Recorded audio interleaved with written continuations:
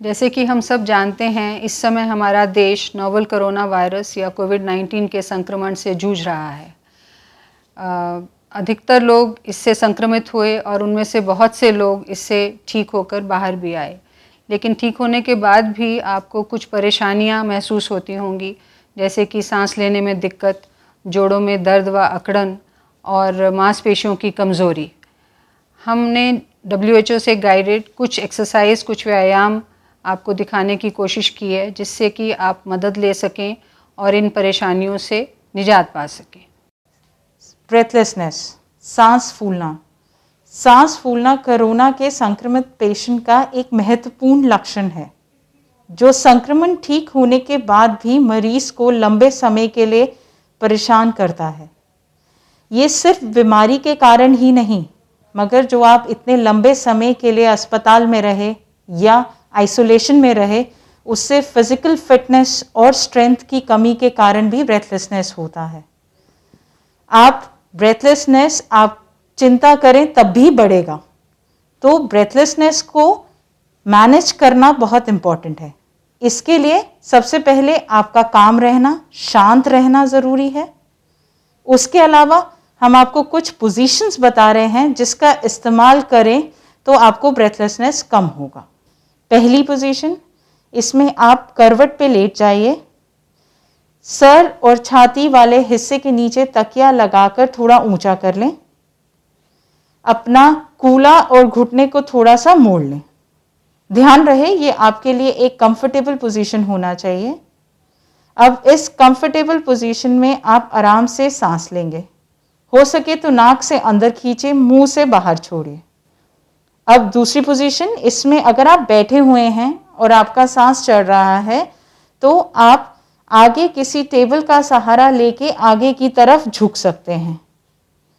इसमें आप दोनों हाथ अपने टेबल पे रख लीजिए और माथा या सर भी आप अपने हाथ पे टिका लीजिए।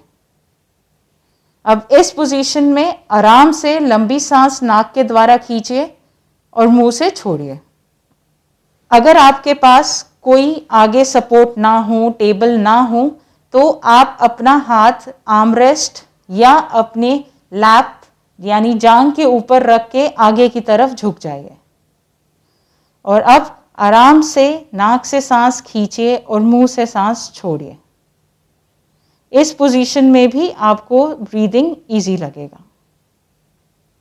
अगर अब आप खड़े हैं और आपका सांस फूलता है, तो आगे अगर आपके पास कोई टेबल या चेयर पड़ा है, तो दोनों हाथ उस पर टिकाकर आगे की तरफ झुक जाएं और लंबी सांस नाक से खींचें, मुंह से छोड़ें। इस पोजीशन में रिलैक्स होकर सांस लीजिए। अगर आपके पास आगे कोई सपोर्ट नहीं है, टेबल, चेयर या बेड कुछ भी नहीं है, तो आप दीवार के सहारे पीछे की तरफ टेक लगा सकते हैं। इस पोजीशन में ध्यान रखें, हाथ साइड पे रहेगा, जो आपके पाँव हैं वो दीवार से थोड़ी दूर रहेंगे और सर थोड़ा सा आगे की तरफ झुकाकर आराम से नाक से सांस खींचिए, मुंह से छोड़िए। इस पोजीशन भी आपको ब्रीदिंग इजी लगेगा। ये सारी पोजीशन जो आपको हमने बताई, इनको आप ज़रूर प्रयोग कीजिए। देखिए कौन सी पोजीशंस आपको मददगार साबित होती हैं और उन पोजीशंस का आप इस्तेमाल कर सकते हैं जैसे और जब आपको ज़रूरत हो। तो ये तो पोजीशंस थी आपकी ब्रेथलेसनेस को मैनेज करने के लिए, मगर हमें सांस फूलना ठीक भी करना है।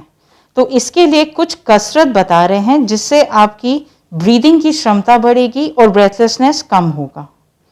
पहली एक कसरत है डायफ्रामेटिक ब्रीदिंग। तो इसके अंदर आप आराम से सीधा लेट जाएंगे, अपने घुटने और कूल्हे को थोड़ा मोड़ लेंगे, सर और गर्दन के नीचे तकिया रखेंगे, दोनों हाथ अपने पेट पे रखेंगे।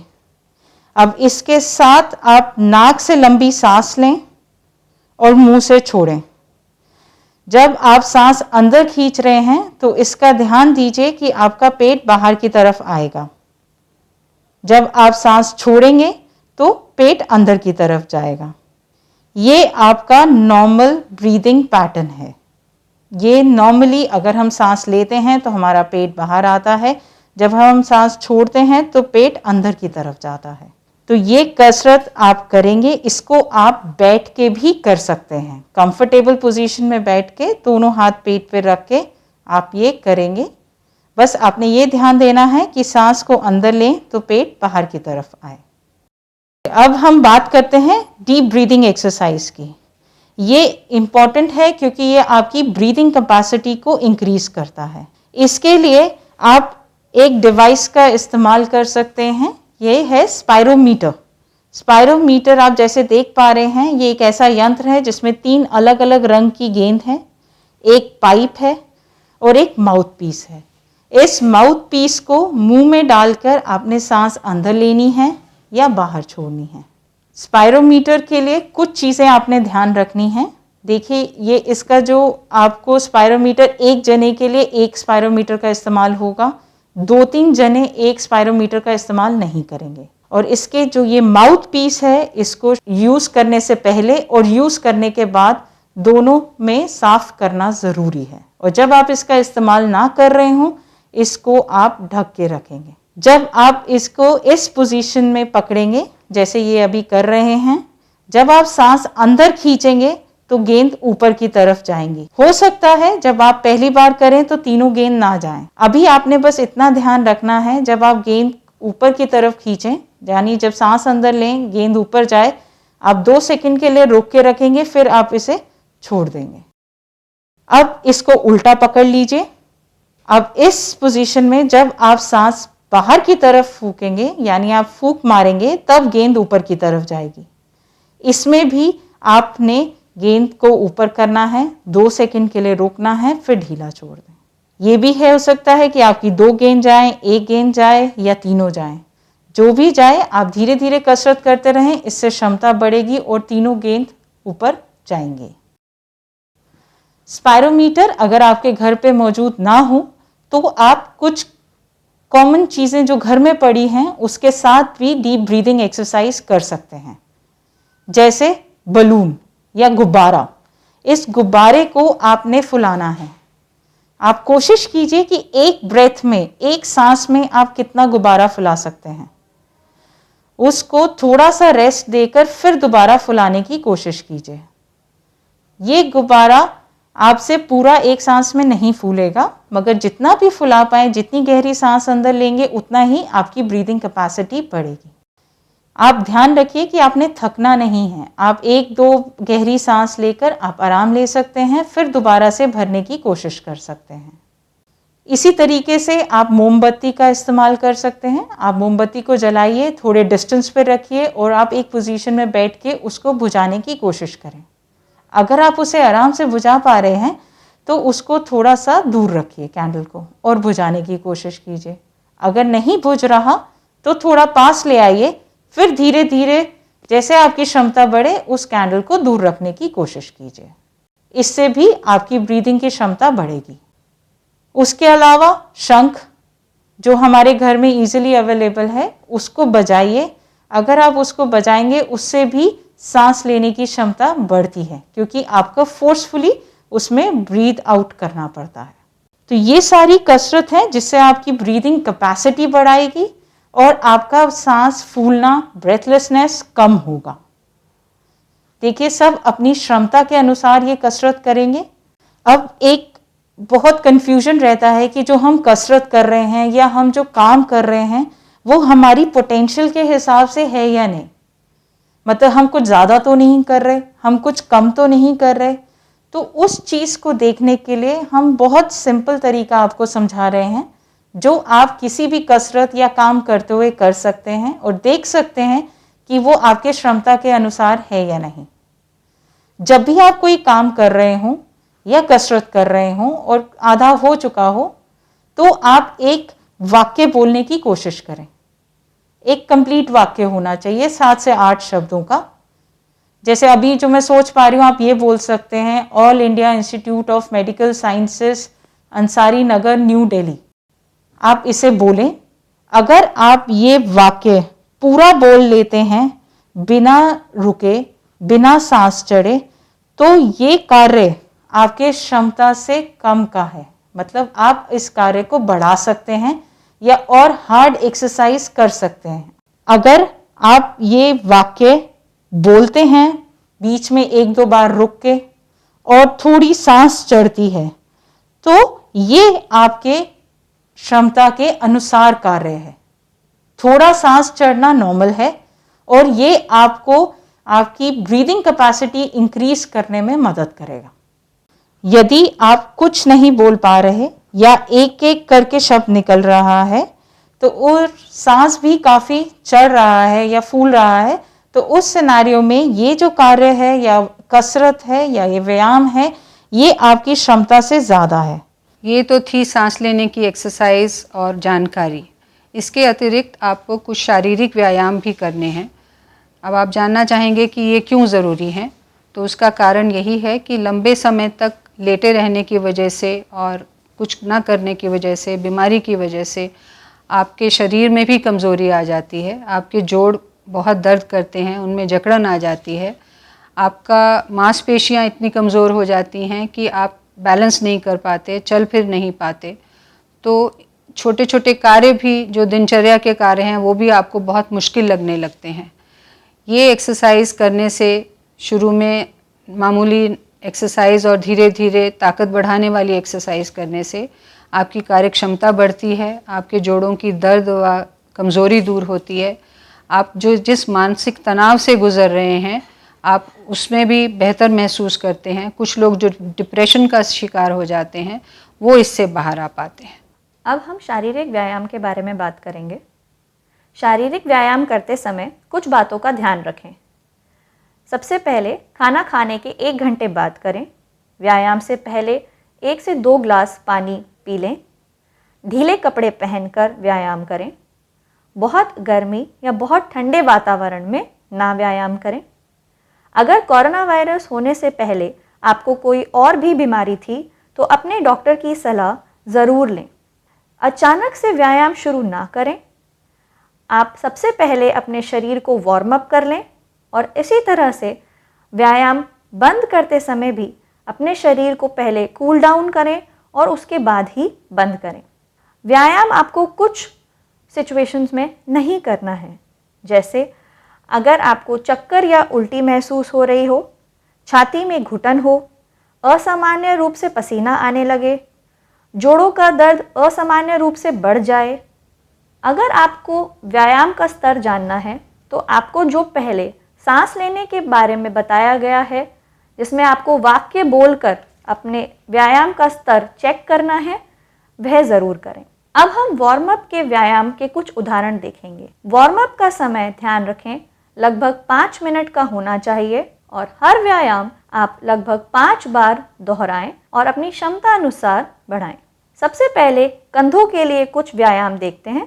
कंधों के लिए पहले व्यायाम में आप बैठे हों और दोनों कंधों को धीरे धीरे ऊपर उचकाएं और फिर धीरे धीरे नीचे कर लें। ध्यान रखें इसमें भी लंबा गहरा सांस नाक से लें और धीरे धीरे मुंह से छोड़ें। इसको आप 5 बार लगभग करके अपनी क्षमता अनुसार धीरे धीरे बढ़ाएं। कंधों के लिए दूसरे व्यायाम में आप अपनी उंगलियों को इस तरह से मिलाकर दोनों कंधों पर रखें और दोनों कोहनियों को आगे और पीछे की तरफ, मतलब क्लॉकवाइज और एंटी क्लॉकवाइज घुमाएं। ये भी आप 5-5 बार करें और ध्यान रखें इस दौरान आप नाक से अंदर लंबा सांस लें और मुंह से छोड़ें।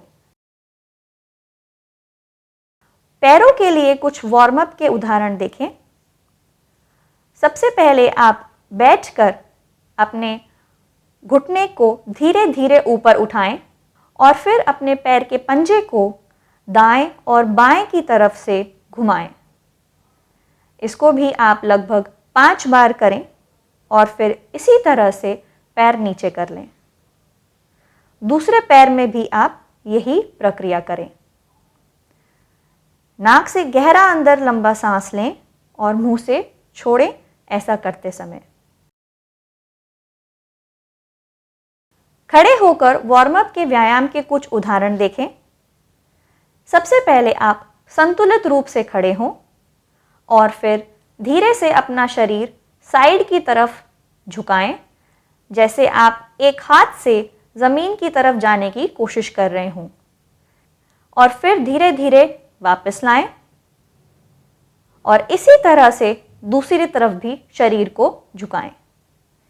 ऐसा करते समय भी आप नाक से लंबा अंदर सांस लें और मुंह से छोड़ें। लगभग 5 बार करके आप इसको क्षमता अनुसार बढ़ा सकते हैं। अगले व्यायाम में आप एक पैर को आगे बढ़ाएं और फिर एड़ी और पंजे से ज़मीन को बारी बारी से छुएं। इसको आप 5 बार करके पैर वापस ले जाएं और इसी को दूसरे पैर में भी दोहराएं। संतुलन के लिए आप साथ में किसी कुर्सी या टेबल को पकड़ सकते हैं। ऐसा करते समय भी आप नाक से लंबा सांस अंदर लें और मुंह से छोड़ें। वार्म अप के व्यायाम खत्म होने के बाद अब हम कुछ फिटनेस के व्यायाम के बारे में बात करेंगे। इसमें भी आप हर व्यायाम को 5 बार से शुरू करके क्षमता अनुसार बढ़ा सकते हैं। सारे व्यायाम मिलाकर 20 से 30 मिनट तक करना उचित है। इसमें किए जाने वाले कुछ व्यायाम के उदाहरण देखें। पहला, एक ही जगह पर मार्चिंग करना। इसमें भी आप संतुलित रूप से खड़े हों।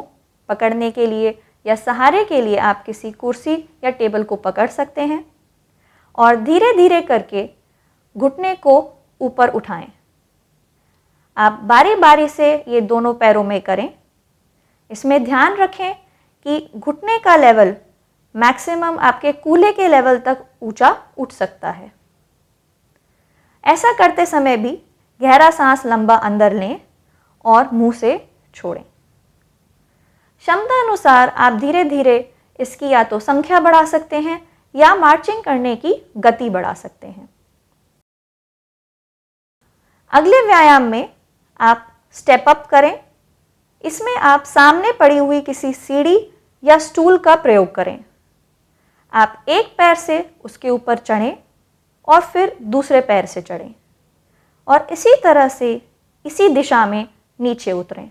आप संतुलन के लिए साइड में रेलिंग या कुर्सी या टेबल को पकड़ सकते हैं। आप इसको क्षमता अनुसार धीरे धीरे बढ़ा सकते हैं। इसके लिए आप या तो सामने पड़े स्टूल की ऊंचाई बढ़ा दें या अपने चढ़ने उतरने की गति बढ़ा दें या फिर आप हाथ में कुछ वज़न पकड़ के भी चढ़ उतर सकते हैं।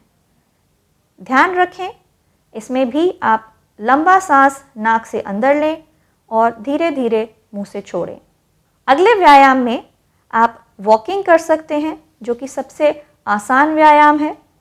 लेकिन अगर आप कोरोना वायरस होने से पहले किसी छड़ी या वॉकर का प्रयोग कर रहे थे तो अभी भी चलते समय उसका प्रयोग करें। क्षमता अनुसार आप धीरे धीरे अपनी वॉकिंग का समय या गति बढ़ा सकते हैं। जब आप फिट महसूस कर रहे हो तब आप मांसपेशियों की ताकत बढ़ाने वाले व्यायाम के लिए तैयार हैं। मांसपेशियों की ताकत बढ़ाने वाले व्यायाम के बारे में आपको 2 बातों का ध्यान रखना है। पहला, आप इसको एक दिन छोड़कर करें, मतलब हफ्ते में 3 बार, और धीरे धीरे क्षमता अनुसार जब आप बढ़ाएं तब आप इसको एक बारी में 3 सेट तक करें, जिसमें हर सेट में 10 बार व्यायाम को दोहराना है। मतलब कुल मिलाकर 3 सेट के बराबर 30 की संख्या में ये व्यायाम होंगे। अब आप इन व्यायामों के कुछ उदाहरण देखें। पहले व्यायाम में आप हाथ में कुछ वज़न पकड़ें। ये वज़न घर में मिलने वाला नमक का पैकेट, दाल का पैकेट भी हो सकता है। इसको आप या तो हाथ में पकड़ लें या फिर अपनी कलाई पर बांध लें। ऐसा करके आप खड़े होकर अपने हाथ में ये वज़न पकड़ के धीरे धीरे कोहनी मोड़ें और फिर धीरे धीरे नीचे लेके आएं।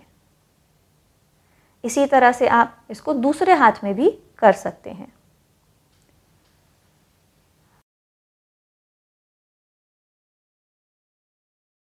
अगले व्यायाम में आप हाथ में वज़न पकड़ें और सामने से अपने हाथ को ऊपर उठाएं। 5 से 10 सेकंड तक वहाँ रोकें और फिर धीरे धीरे नीचे लेके आएं।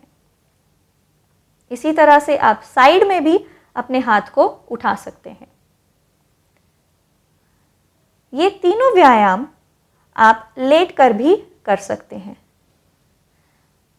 और दूसरी तरफ भी दोहरा सकते हैं।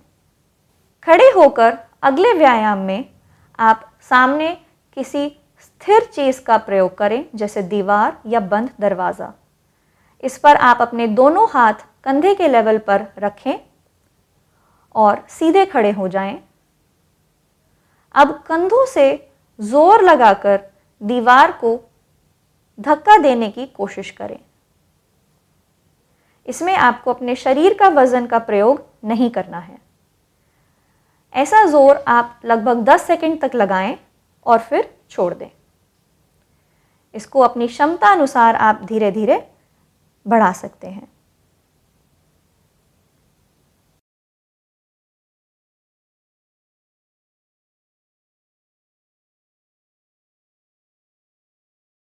अगले व्यायाम में आप खड़े होकर संतुलन के लिए किसी कुर्सी या टेबल को पकड़कर अपनी दोनों एड़ियों को ऊपर उठाएं। ऊपर उठाकर यहाँ पर लगभग 5 से 10 सेकंड आप रोकने का प्रयास करें और फिर धीरे धीरे नीचे एड़ियों को वापस टिकाएं। क्षमतानुसार आप इसकी संख्या भी बढ़ा सकते हैं। अगले व्यायाम में आप संतुलन के लिए सामने किसी टेबल या कुर्सी को पकड़ें और धीरे धीरे घुटने को मोड़कर नीचे बैठें। इसमें ध्यान रखना है कि आपको आधा ही नीचे जाना है, जिससे आपके कूल्हे का लेवल आपके घुटने के लेवल से हमेशा ऊंचा रहे। दूसरी बात जो इसमें ध्यान रखनी है वो है कि आपके घुटने का लेवल आपके पंजे के लेवल से हमेशा पीछे रहे। इसकी संख्या बढ़ाकर भी आप क्षमतानुसार इसको मुश्किल कर सकते हैं। अगले व्यायाम में आप कुर्सी से बैठकर उठ सकते हैं। ये बहुत ही आसान व्यायाम है। इसमें आप कुर्सी पे बैठे हों और फिर धीरे धीरे अपने पैरों पर जोर लगाकर उठें। शुरुआत में आप इसको आसान करने के लिए कुर्सी का सहारा या अपने पैरों का सहारा ले सकते हैं, लेकिन मुश्किल करने के लिए आप कोशिश करें कि हाथों से सहारा ना लें। इसको भी आप क्षमता अनुसार धीरे धीरे बढ़ा सकते हैं। अगले व्यायाम में आप लेट कर करें। इसमें आप एक एक करके पैर को ऊपर उठाएं। इसको आप लगभग 1 फुट तक उठा सकते हैं। इसमें ध्यान रखें कि घुटना सीधा हो और पंजा अपनी तरफ खिंचा हुआ हो। यहाँ पर आप 5 से 10 सेकंड तक रोकें और फिर धीरे धीरे नीचे लेके जाएं। इसी तरह से आप दूसरे पैर में करें।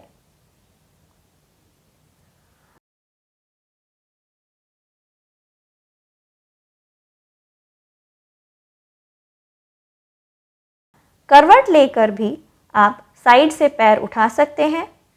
इसमें भी ध्यान रखें कि आप लगभग 1 फुट तक पैर को उठाएं। आपका घुटना सीधा रहे, पंजा अपनी तरफ खिंचा रहे और पैर का एंगल शरीर से थोड़ा पीछे हो। यहाँ पर आप 5 से 10 सेकंड तक रोकें और फिर धीरे धीरे नीचे लेके आएं। आप दूसरी करवट लेकर भी दूसरे पैर में इसको कर सकते हैं।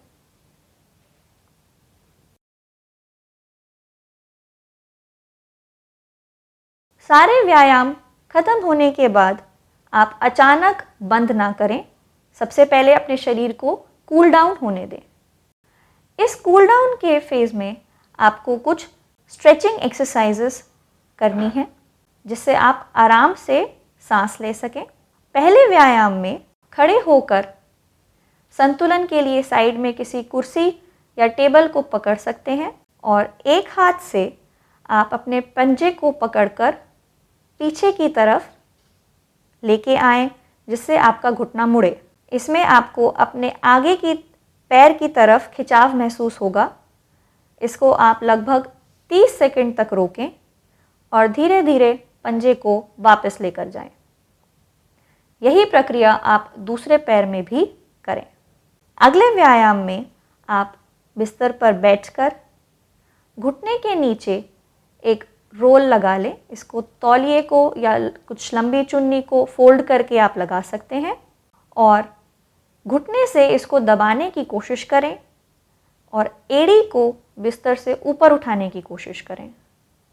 यहाँ पर आप 5 से 10 सेकंड रोकें और फिर धीरे धीरे नीचे लेकर आएं। अगले व्यायाम में इस तरह से एक हाथ से दूसरे हाथ की कोहनी को पीछे की तरफ जोर लगाएं। इससे आपको अपने बाजू में खिंचाव महसूस होगा। इसको आप 30 सेकंड तक रोक कर रखें और फिर यही प्रक्रिया आप दूसरे हाथ में भी करें। अगले व्यायाम में आप बैठकर दोनों हाथों को अपने सर के पीछे इस तरह से क्रॉस कर लें और फिर शरीर को बैठे बैठे ही एक तरफ झुकाएं। यहाँ पर 5 से 10 सेकंड आप रोकें और फिर वापस आएं और इसी तरह से दूसरी दिशा में भी अपने शरीर को झुकाएं। अगले व्यायाम में आप बिस्तर पर बैठकर एक पैर बिस्तर पे रखें और एक पैर नीचे लटका लें। अब आप अपने दोनों हाथों से पंजे को छूने की कोशिश करें। अगर आप नहीं छू पाते हैं तो आप किसी लंबी चुन्नी या तौलिए का प्रयोग करते हुए उसे पंजे में फंसाएं। घुटने को सीधा रखें और इस तरह से पंजे को खींचें। इसमें ध्यान रखें आपकी कमर सीधी हो। इससे आपको पैर के नीचे वाले हिस्से में खिंचाव महसूस होगा। आप इसको 30 सेकंड तक महसूस करें और फिर धीरे धीरे छोड़ दें। इसी तरह से आप दूसरे पैर में भी ये कर सकते हैं। सभी कसरत आप लगभग 5 से 10 बार दोहराएं। इससे आपका शरीर धीरे धीरे कूल डाउन होगा।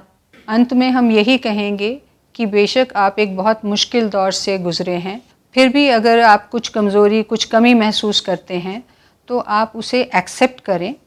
आप अपनी क्षमता के अनुसार ही अपने गोल्स सिद्ध करें। अगर किसी की मदद की ज़रूरत हो तो ज़रूर लें और अपनी एनर्जी को, अपनी ताकत को जितना हो सके बचा के रखें और धीरे धीरे अपनी ताकत बढ़ाते हुए, अपनी कार्यक्षमता बढ़ाते हुए अपने नॉर्मल जीवन में वापस आएं।